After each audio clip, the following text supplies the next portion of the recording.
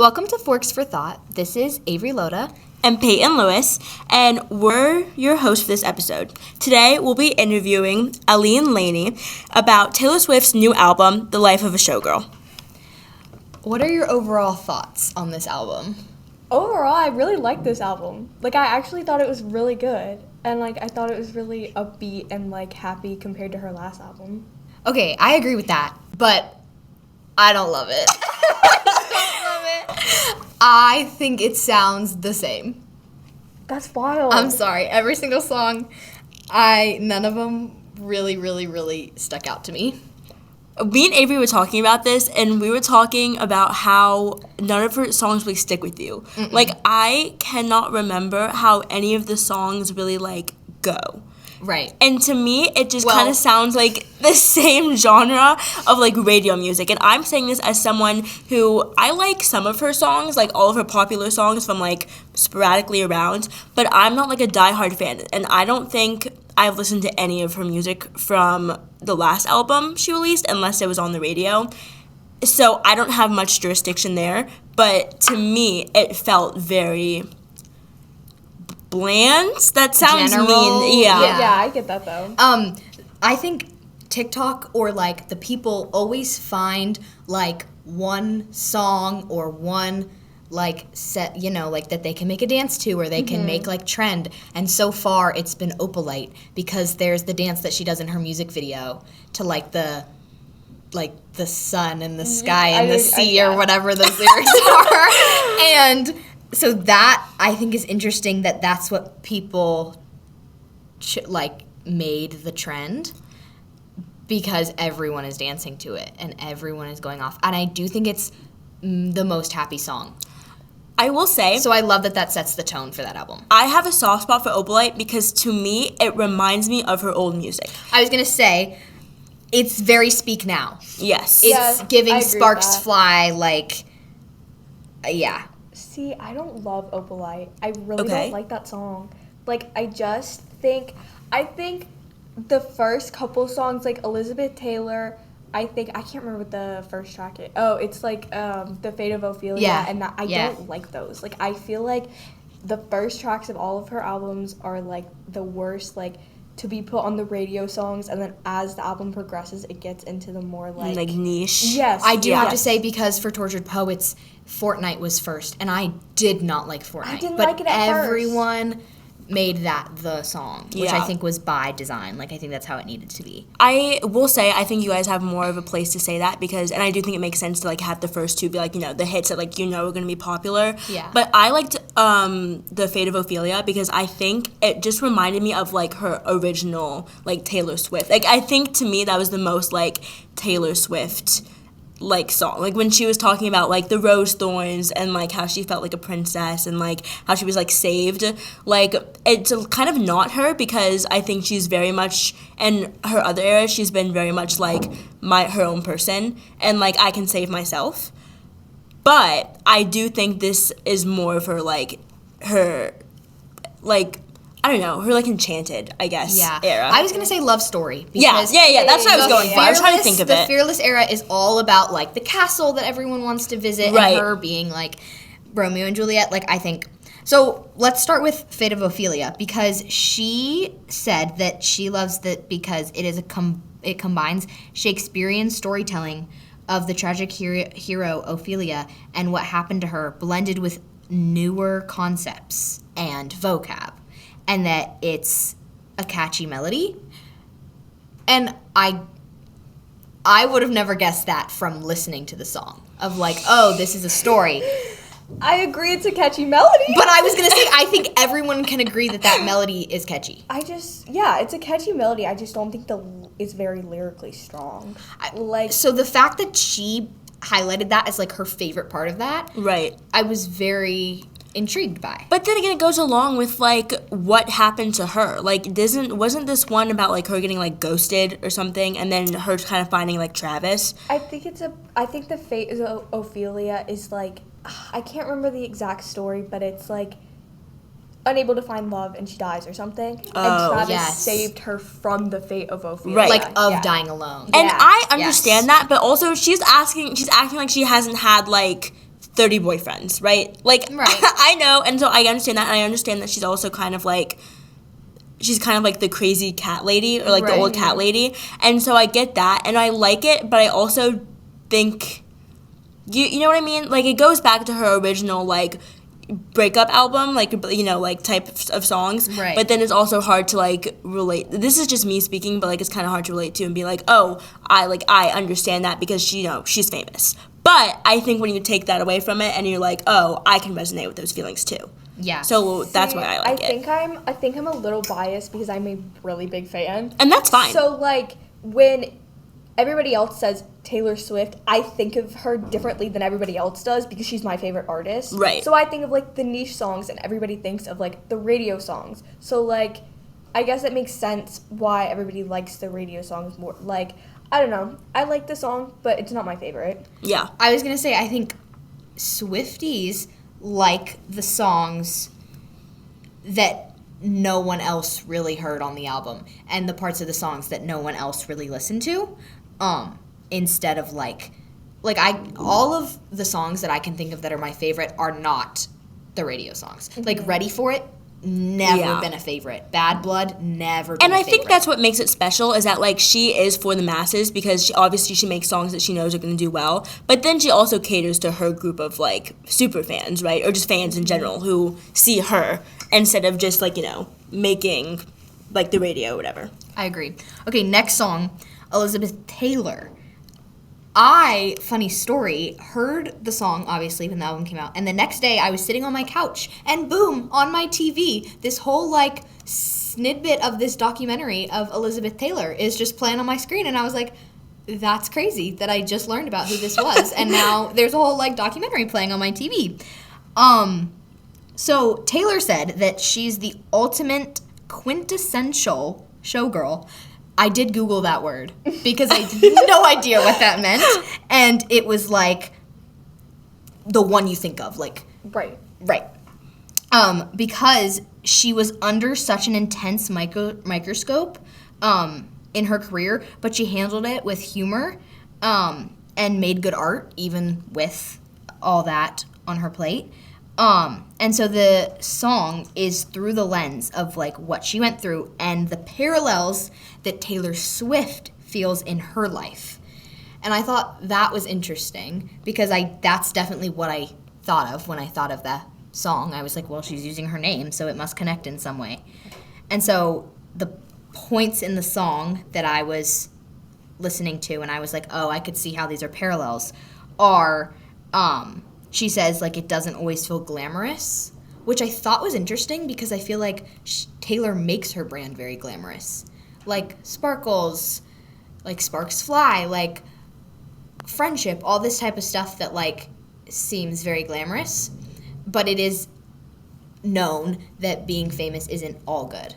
Yeah. And all glamorous. I think a lot of, like, the, like, brand of Taylor Swift is very, like, rainbows and friendship bracelets and things like that because of how known she is, like, especially to the type of audience that, like, listens to her music and stuff. It has to be something they can relate to. It has to be something they can connect to. So I think that that's probably part of that. But I also think because of her as a person and what she puts out as her values, and she's like, if you're gonna like me and you're gonna listen to my music and you're gonna be part of my brand, like, this is what we support, and it's all inclusive and accepting, and so I think it's also, like, her values of what she puts out.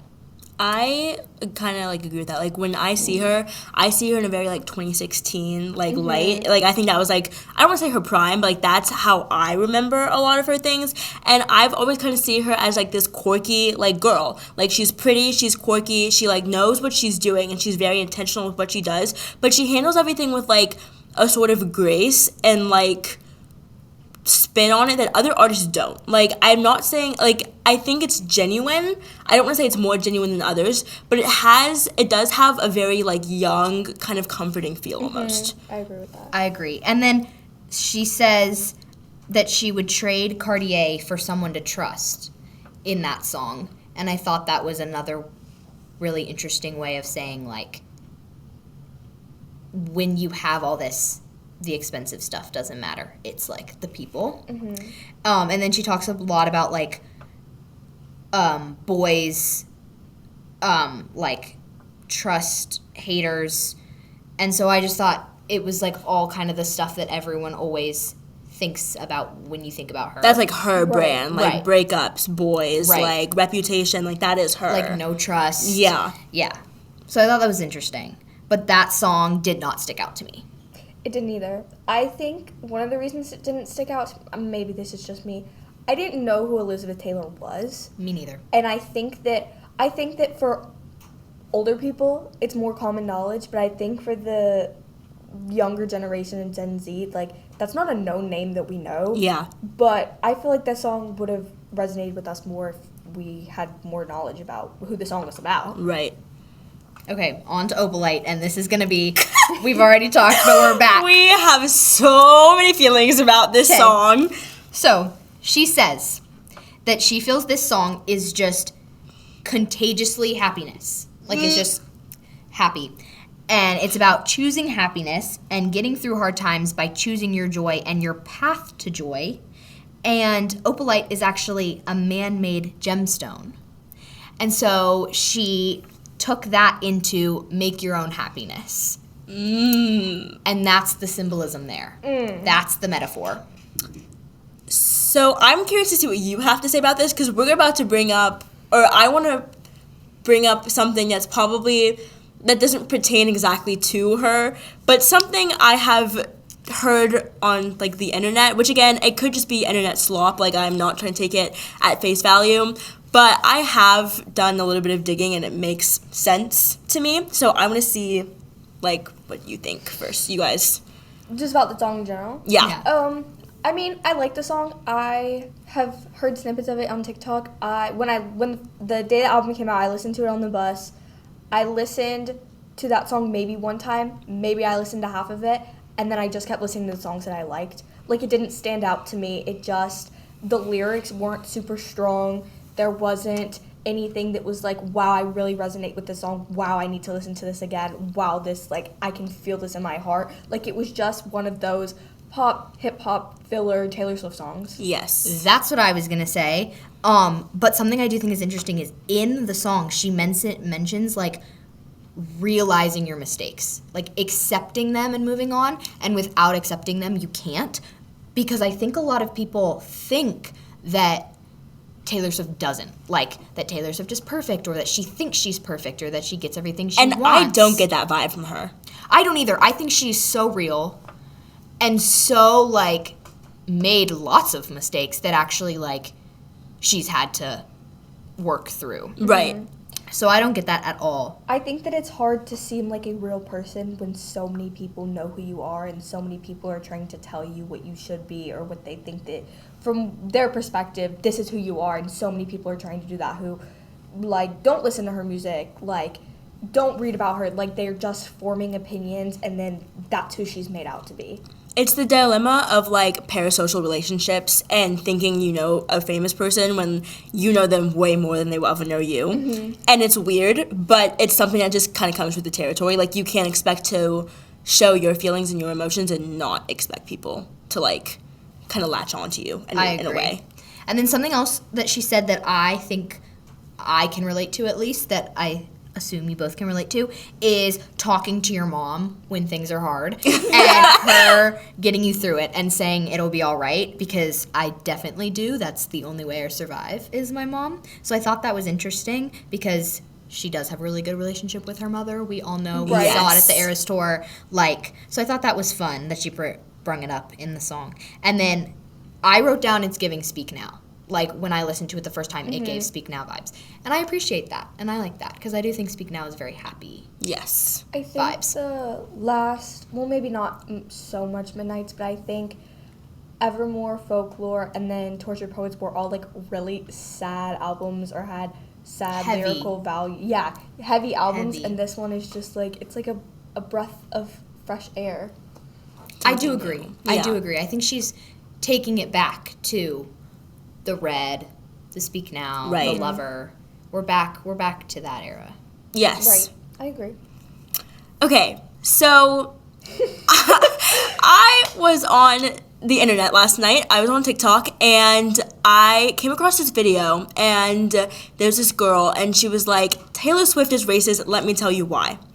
And so I'm not saying, I would like to kind of separate things I see on the internet, because for the most part, not everything on the internet is real. I know a lot of it is just slop, it's just opinions, but I think this has some interesting merit to it, and I went down a rabbit hole, let me tell you. Okay, so basically, as we know, or maybe you don't know, but all of Taylor's ex-boyfriends have either dated or after they broke up, dated a black or mixed woman.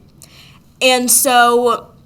And we've seen it firsthand with Travis Kelce. Yes, and also this is very outside bit too, but he looked so different when he was with a black girlfriend. Mm-hmm. Like, he had the fade, he looked different, and I'm just, something I'm gonna put out there, because I think it's an interesting phenomenon. But in this song, she makes a few references, let's say. So we know that opalite is a man-made rock, like you said, but it's a white rock. Now this might be a little bit of a stretch, but she's like, you were dancing through the lightning strikes, which, mind you, she says you. She's not referring to herself. She says you, like, so we can imagine she's probably talking to Kelsey. And then she says, you were dancing through the lightning strikes, sleepless in the onyx night, which is a black rock. Then she goes on, which is like his girlfriend who was black previously. And then we go on, and she says, why you felt alone, you were in it for real, and she was in her phone. Now, this is kind of not big, but his previous girlfriend was an influencer, and she was on her phone often. And recently there's been this clip circulating about her being on her phone and, like, them, like, drinking wine, and he's, like, yelling at her, like, get off the phone, like, drink your wine so we can go home. And obviously I'm not saying that everything you see on the internet is real or, like, anything. That clip could have been taken out of context. I'm just saying there's some interesting, let's say, feelings there that are reflected in a weird way, because I do also know some of her other lyrics in her songs have had some similar connotations against maybe some other black women in Travis Kelce's life. Yeah, I think it's interesting. She is all about her conspiracies. The Swifties are all about their conspiracies. Yes. So, especially because she's so intentional with her songwriting. Like, she can write really good lyrics, and she also has, some hits and misses. But the fact that, like, she is known for being so articulate in her lyrics and meaning what they say, I have trouble thinking that this is just, like, a sly, like, didn't mean to do it. Like, I think it has something there. Again, this is her feelings and thoughts, and she's completely valid in having them, I guess. But I do think it's an interesting parallel of... Yeah, so on Travis, Wish List, we know that that's the song where she mentions the basketball hoop and the future and the kids, and obviously that's with Travis, so that's interesting. I actually do like that song. Okay. Me too. That was one of the, I think there was like 3 or 4 that I like actually still listen to, like, out of all the other ones, and I think that one was one of them. Yes. And then Wood, she mentions The Rock. She mentions the engagement in there and his podcast, New Heights. Mm-hmm. Both of those are lyrics in that song. I'm going to leave it at that.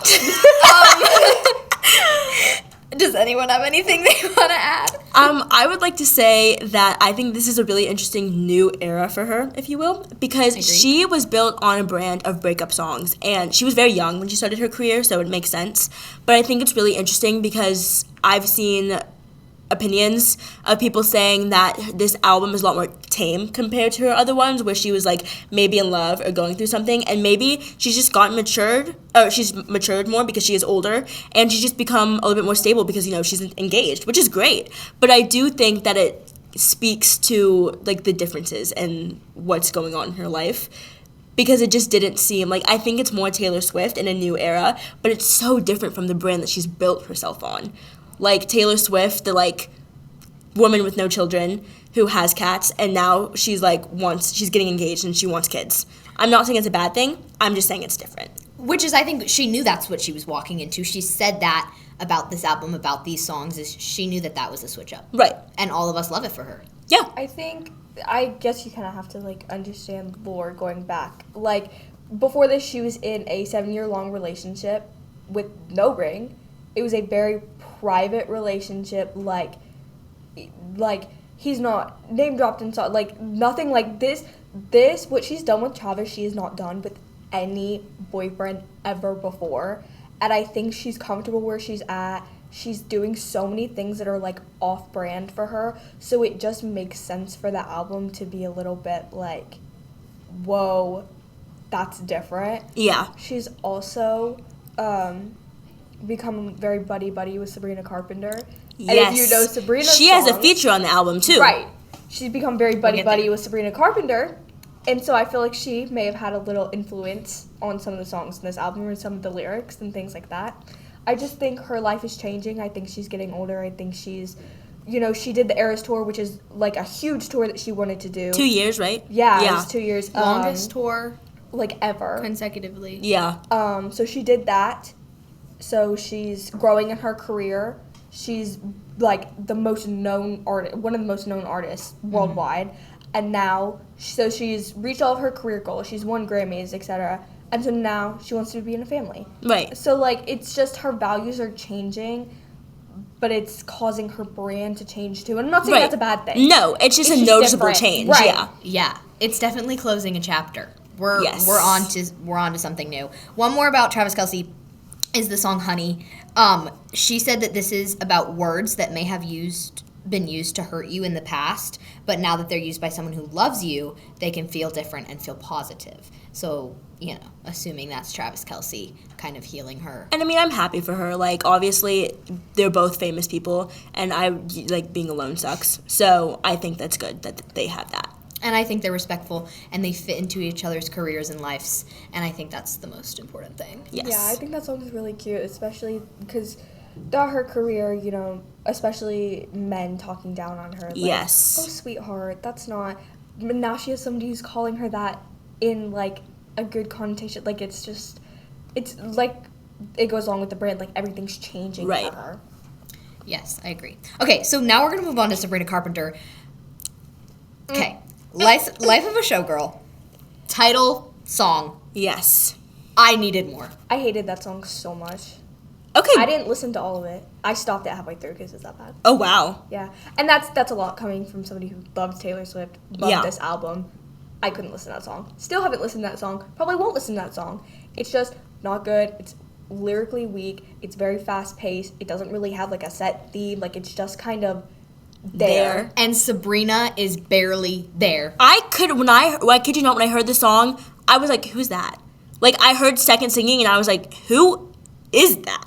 Like, You know what it's giving? It's giving when Lana Del Rey featured in Midnight, and then everybody was like, nobody can hear the Lana. Where's the Lana? And then so she made, I think it was like Snow on the Beach featuring more Lana Del Rey. Like, and then you still couldn't hear it. Like, it's just like, maybe features are her thing, except for, like, male artists where you can tell a huge like when difference. she was with Brendan Urie.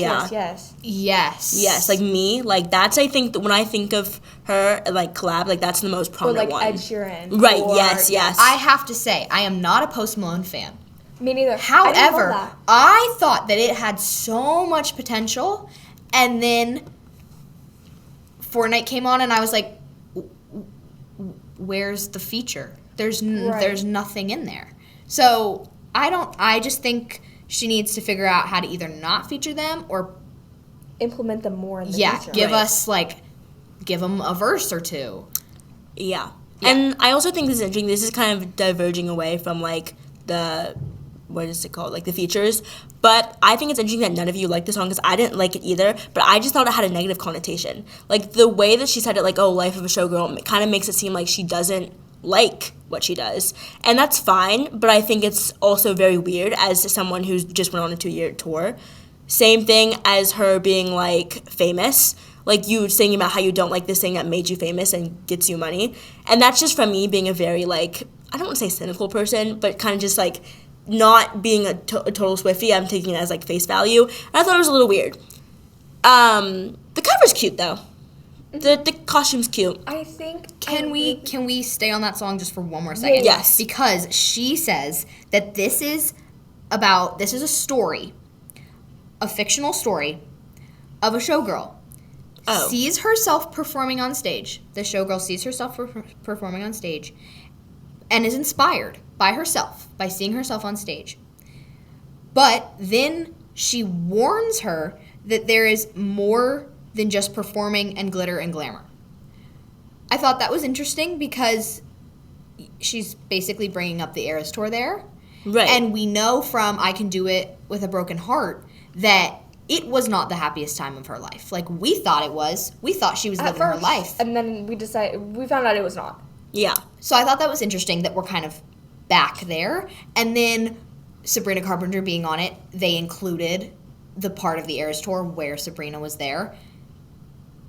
So I don't know. That song is interesting. I feel bad because I do think, looking back at it, I think the Eras Tour was a way as, like, for her escape, like, just work as much as possible and, like, don't think about it. And I think that that's a problem, and, like, it's an issue in its own right of, like, how she was coping with it. But I also just think that, like, it was an odd song. Like, it just made it seem like she wasn't proud of it, which I think is really hard for a lot of people who genuinely loved. Like, that was a big thing. Like, the Eras Tour, that was a big thing for so many people. I know so many people who went twice. I know people who were sad because they couldn't get tickets because the resale was insane. Like, Avery. But that's why I think it's so insane. I was like, I just thought it was weird. It was so odd to me in the light of which it was portrayed. I really, I went to the Eras Tour. Okay. I had a lot of fun. It was great. I really... What city? I went in New Orleans. Oh, fun. So you had a good one. Yeah. I really wanted this album to be, like, the life of a showgirl. The album is portrayed very happy. I really wanted there to be, like, some sad underlying because the life of a showgirl on the outside looks very happy. It looks very fun. But on the inside, like, you're away from people. Like, things like that. Like, I wanted to see that side of it, and I didn't. But I guess, like, as, like, a sad Taylor Swift girl, like, that kind of hurt my heart that we didn't get any sad songs. Well, I feel like she teased it kind of as that, too. No, like, an yeah. inside look into my life. And That's then it what was I all was just saying. Travis, And which then is fine. Right, which is fine. But if I would have much rather the same exact songs, but marketed as, like, a getting married album or, like, a Travis love Right. story album, like Lover. Right. But that's not what it was. But it's not what it was. I just feel like the marketing and the title and, like, all of that doesn't really match the songs. But, I mean, I liked it. Yeah. Yeah. I mean, it's very glitter. Every single outfit is glitter. It's glitter. Dresses, boas. I just don't feel like the vibe. I don't get the marketing. It's confusing. Yes, It's it's we're all confused. the oh, gosh, what's it called? Like the photo shoots, the Music marketing, videos. the music videos. It has nothing to do with what the songs are about. Right. The songs are about her life with Travis after the Eras Tour. And that's not what she's Right. marketing the album as. It's confusing. Is it a good album? Yes. Are there some lyrics that are strong? Kind of. Like, I can see why other people don't like it. Right. But, like, at the same time, like... But the whole thing, like, was dark, too. Like, it had, like, the album cover is dark. Like, it's darker colors, and it's interesting. It's just very mixed. I don't know. Yeah. I think that's my overall consensus is I'm confused. I'm not impressed, and I don't know what to feel. Like, what is going on? I'm confused about the marketing. I'm confused about the color scheme. I'm confused about the presentation at all. Yeah. But I liked some of the songs. And then, same thing as, like, the little jabs that she makes. The same things, like, I think the thing with this album is if you are not a Taylor Swift fan, then you don't know what's going on. Like, you have to know the lore to understand the album. So much lore. Like, I was talking to one of my friends, and I was like, about the canceled song, she was like, I like my friends, like, canceled and wrapped in Gucci. I was like, what is this? And then I found out it was about Blake Lively. Yeah. And I was like... I thought it was about Charlie XCX. That's what And then they had beef too. And I'm like, I don't know. Like, there's too many things in this album that I don't know. And I'm thinking that, like...